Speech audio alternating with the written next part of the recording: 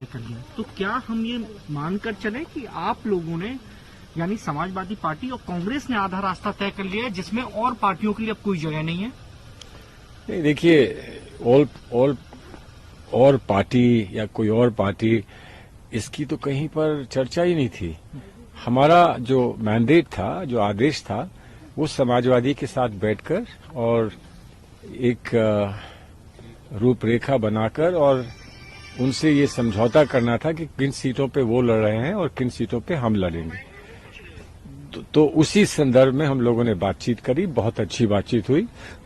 लेकिन हमने जो उनके सामने अपने विचार रखे हैं, जिन सीटों के बारे में जो उन्होंने हमारे साथ अपने विचार रखे हैं, उन्हीं को अब आगे बढ़ाना होगा और बहुत जल्द उनको बढ़ाने के लिए हम लोग फिर से मिलेंगे। सर, हाल में हमने 2 बयान देखे जो कि कांग्रेस और कांग्रेस की यूपी की राजनीति के लिए महत्वपूर्ण हो जाते हैं। जिस तरीके से मायावती मैम ने कहा कि हम लोकसभा चुनाव अकेले लड़ने जा रहे हैं, समाजवादी पार्टी ने जिस तरीके से हमको लेकर रंग बदला है, एक वो बयान। दूसरा, समाजवादी पार्टी के मुखिया कहते हैं कि हम तो उन्हें प्रधानमंत्री बनाना चाहते थे। उसके बाद सर, जो आप लोग अलायंस कर रहे हैं, तो कहीं ना कहीं आपको लगता है कि उनको भी साथ आना चाहिए अगर आपको बीजेपी को डिफीट करना है? या देखिए, ये बातें जो हैं वो हमारे शीर्ष नेतृत्व के लेवल के हैं। जो इंडिया का अलायंस है और जिसमें जितने लीडर्स हैं, उनकी आपस के विचारों के साथ ये निर्णय लिया जा सकता है। इस पे हम लोग नहीं कुछ अपने लेवल पर कुछ कर सकते हैं।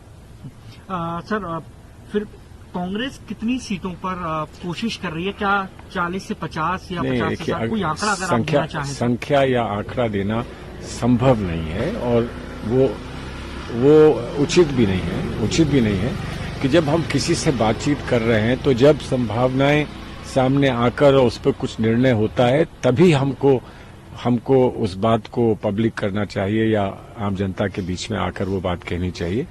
अभी हम सिर्फ इतना ही कह रहे हैं कि बहुत अच्छी बातचीत हुई है और वो बातचीत हमको विश्वास दिलाती है कि बहुत अच्छा समझौता हम लोग उत्तर प्रदेश में करेंगे और दोनों ही पार्टियां उससे ज्यादा उत्साहित होकर चुनाव लड़ेंगी। पश्चिमी उत्तर प्रदेश की बात करें सर, आरएलडी एक बार भी मीटिंग में नजर नहीं आ रही है। नहीं, क्या उनकी समझा जाए सर? जी नहीं, उनकी बातचीत समाजवादी पार्टी के साथ है, उनके साथ गठबंधन समाजवादी का रहा है और उनकी बातचीत वहां हो चुकी है और जो भी उनकी बातचीत आरएलडी के साथ हुई है उसका ब्यौरा वो हमारे सामने रखेंगे या कुछ रखा है और उसको सामने रखते ही उसके परिप्रेक्ष्य में ही जहां जहां हम लोग सीटों की बात कर रहे हैं वहां पर बात होगी। सर, क्योंकि अब 3 से 4 दिन बचे हैं मुश्किल से राम मंदिर को लेकर सवाल हालांकि पूछना ऐसा जरूरी है।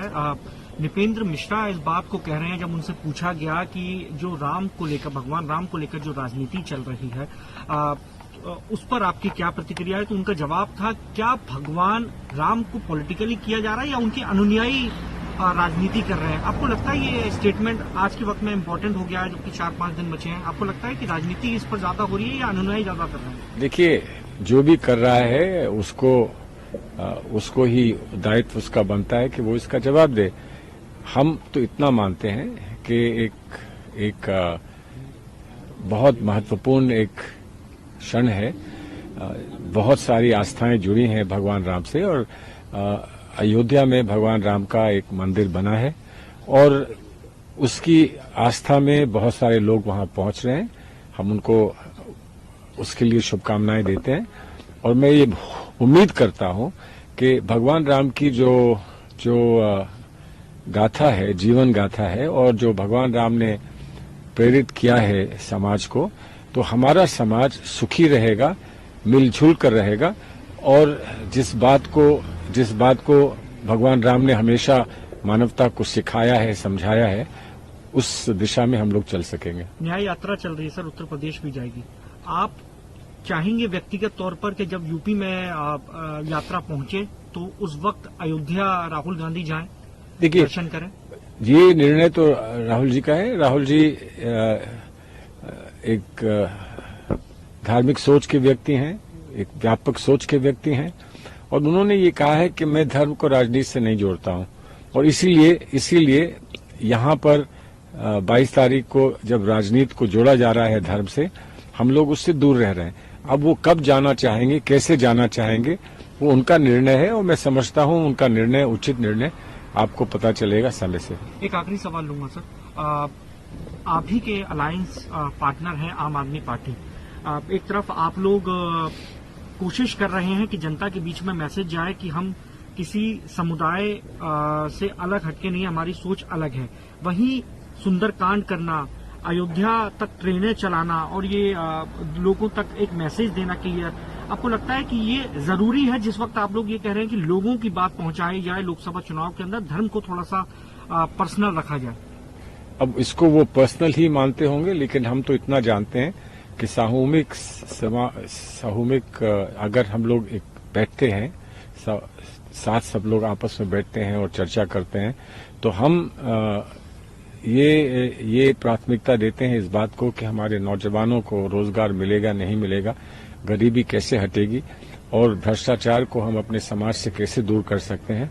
हम तो इन चीजों की बात करते हैं, लेकिन आस्था की बात होती है। कोई अपनी सेवा अगर देना चाहता है, भगवान के नाम पर देना चाहता है, धर्म के नाम पर देना चाहता है, तो ये उसका निर्णय है।